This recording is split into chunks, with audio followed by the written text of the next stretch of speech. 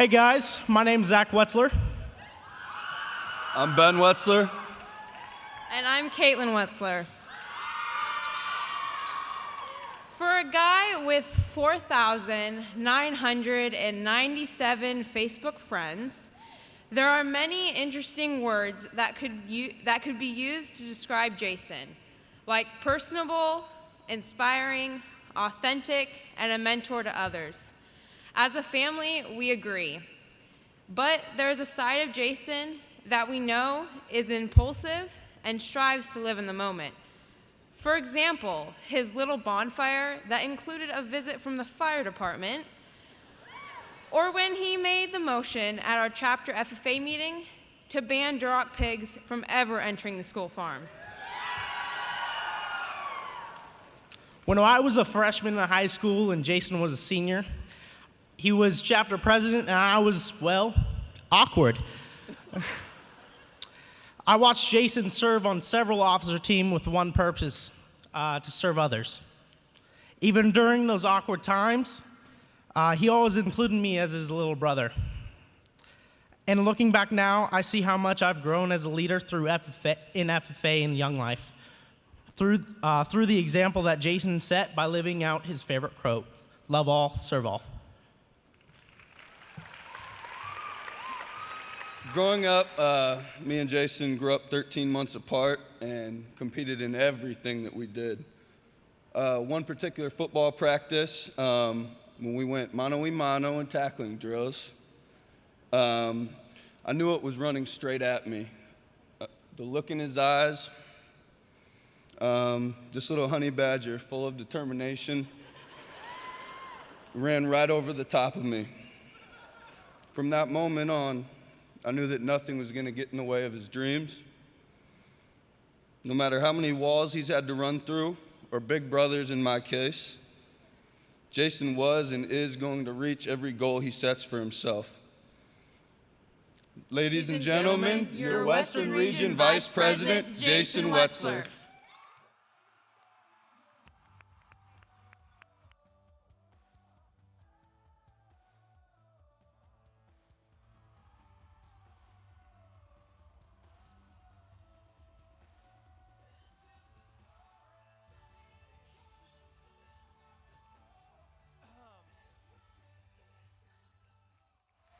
I just want to say there's not an ounce of swine segregation left in me. So that was the old me. Also, to our partners, really quick, I'd like to be able to say that here in the FFA, we're not always this crazy, but we kind of are.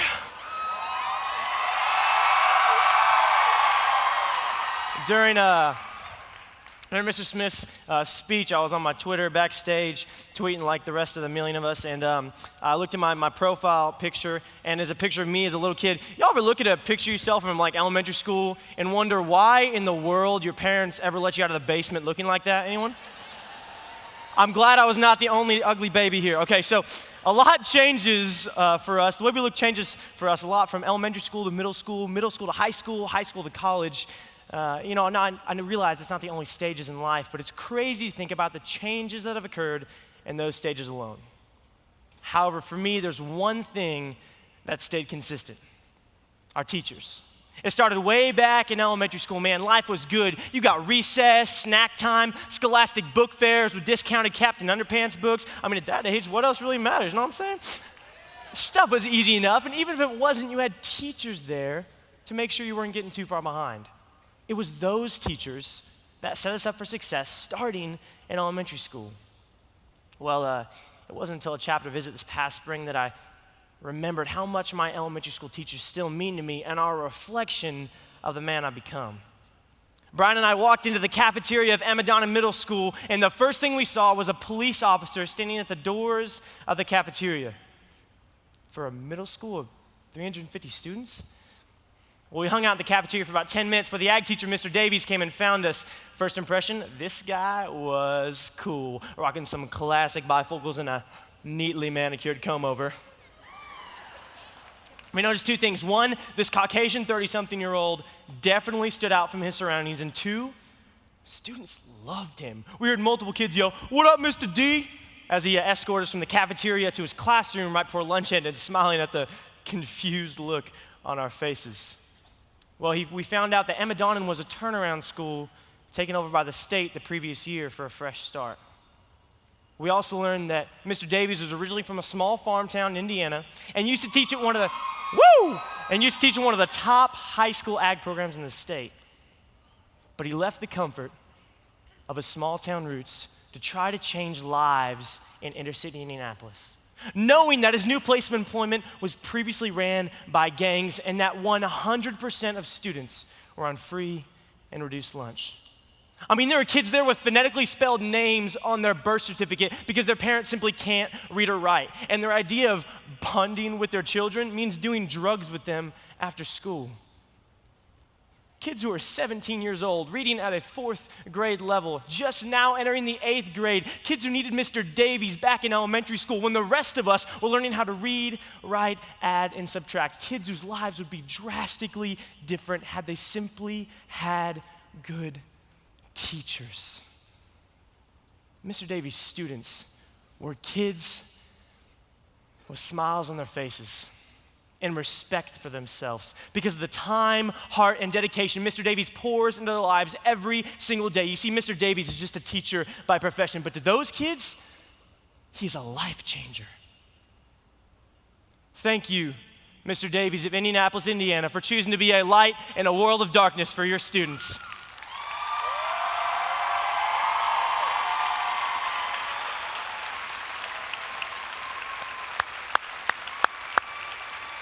Teachers change lives. Mr. Davies isn't the only teacher changing lives in this country. A few months ago, I sent out a request asking for some stories about teachers. Within hours, I had hundreds of responses flooding my inbox. Mr. Hewitt of Castle Rock, Washington, you give Megan an extra hour of your time every morning just so she can pass math class. Mrs. Killian of Land O'Lakes, Wisconsin, you encourage students like Matt daily to pursue dreams way bigger than their own ambition can afford. Mr. Nicholson of Lynn, Arkansas, you transformed Becca from a student who took your class to get outside of the classroom to a student who wants to spend the rest of her life working inside of a classroom. Ms. Bascom of Dover, New Hampshire, you are the sole reason that students like Jasmine even show up to school. Mr. Ross of Brooks County, Georgia, your commitment to student development and personal growth is the reason that people like Callie have become the leader in our organization that she is today. Mr. and Mrs. Mayfield of Clackamas, Oregon, what a me, Mom, and Win. You chose to invest time, money, and love into me, even when I didn't want it or feel as if I deserved it. Thank you. Thank all of you for changing our lives.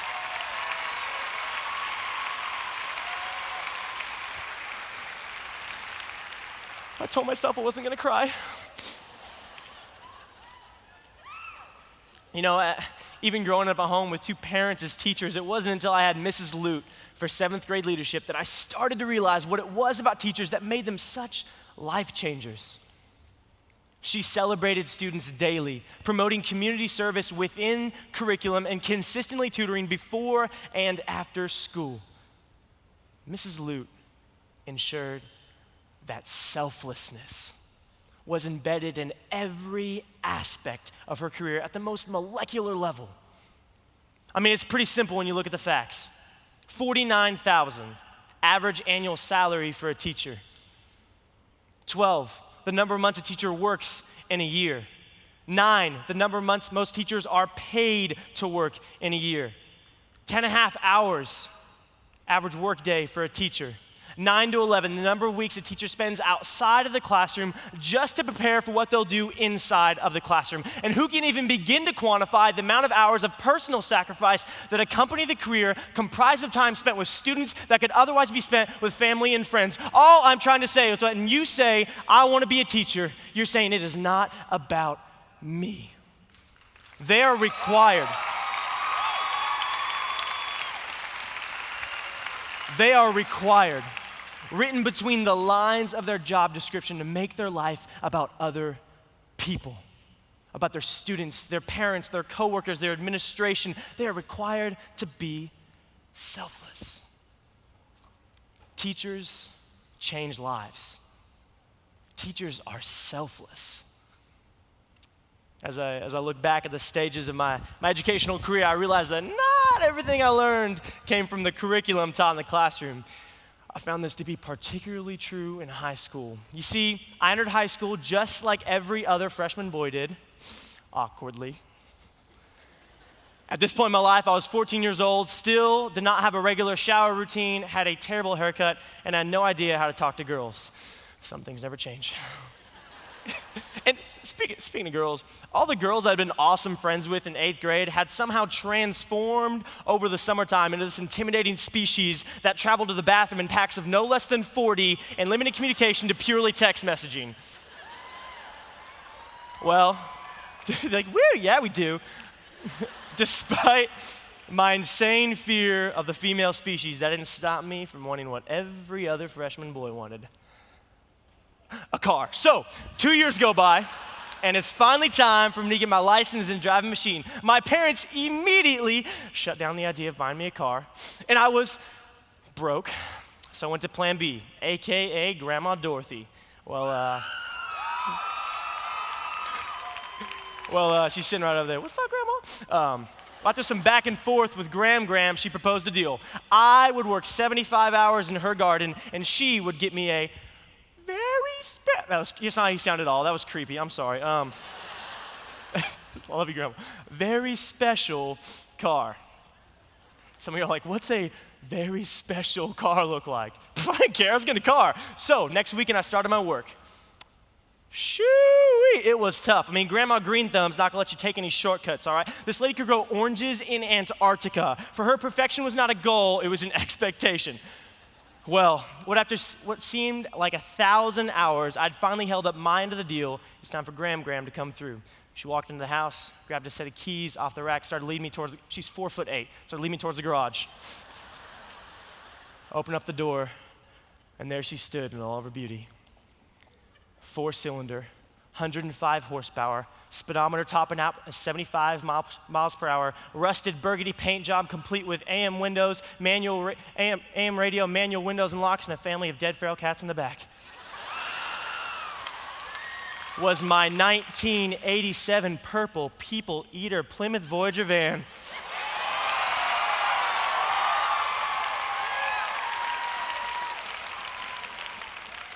It was love at first sight.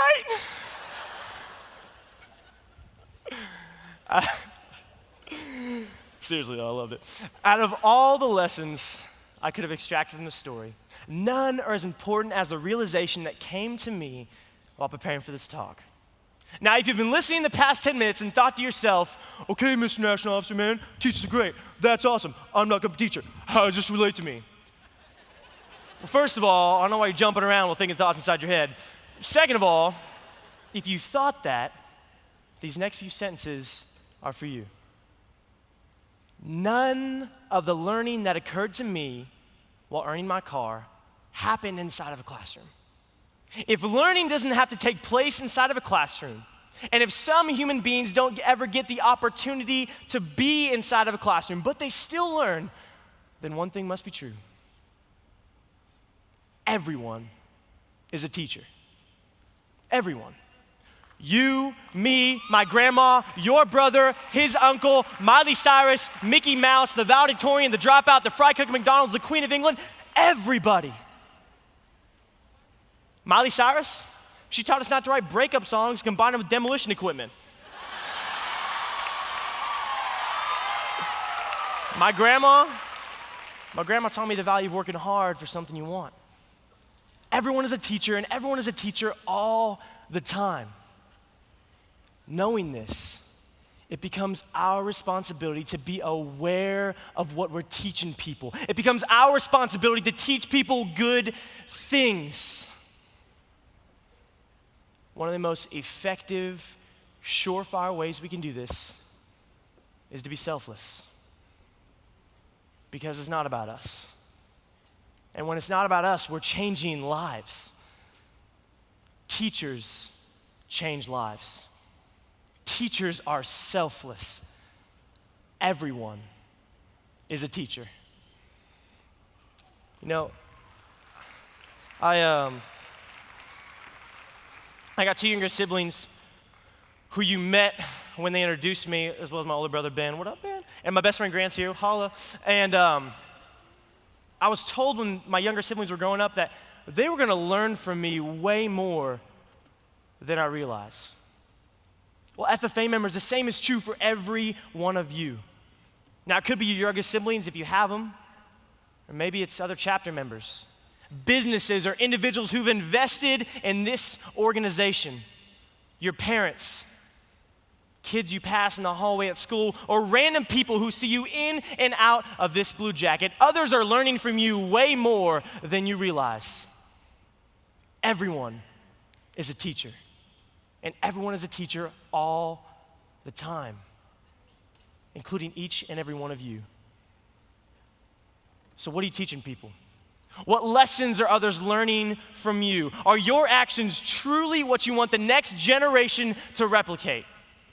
Oh, whoa, Jason, I don't know about all that. I'm only 14. That's a lot of responsibility. You bet it is. But guess what? A few years ago, you were 9 years old looking up to someone who's your age now and saying, I want to be like them. This isn't a responsibility that we choose. We're simply born with it. Teachers are selfless. Are you teaching others selflessly? Are you making your life about other people? You see, if we're not deliberately selfless in our actions, we are saying it is okay to be selfish. Teachers change lives. And I'll ask you the simplest question of them all. Are you making people's lives better or worse? Every action we take is a lesson for somebody else to learn. Every action we take is a lesson for somebody else to learn. Teachers change lives. Teachers are selfless. You are a teacher. You know, I struggled a lot with the topic of teachers as my retiring address. I mean, for those of you already planning on teaching, I'm just preaching to the choir. And for everybody else, you may already have other plans. But after years of traveling with the FFA and hearing over and over again how gravely serious the shortage of ag teachers in our country has become, I mean, it's estimated that over half the states in the U.S. are experiencing a critical shortage of ag educators. I had to say something. I think after sharing this with you, it's only fair that I share my intentions with this talk. My goal in saying this is not to change your life. I say this praying that you leave here today and change someone else's life. Teachers change lives. Teachers are selfless. Everyone is a teacher. There is a need for teachers. There is a need for life changers. FFA members, you want to wake up every day knowing you're being given the opportunity to change someone's life. Be a teacher. If you want to go to bed every night, rest assured that what you're doing does matter. Be a teacher. If you want to give students the same opportunities that you've had to learn, grow, compete, achieve, fail, and achieve again, be a teacher. If you want to be the difference between a kid signing up for unemployment and a kid signing his paycheck, be a teacher. If you want to be a role model, a hero, an inspiration, if you want to be the difference between a kid making the right choices and the wrong choices, if you want to take a kid from a family that fulfills a drug addiction and give them a family that fulfills their potential, if you want to be the reason that one day your student may want to grow up and be a teacher, if you want to be a life changer, be a teacher. Teachers change lives. Teachers are selfless. Everyone is a teacher. So go be one.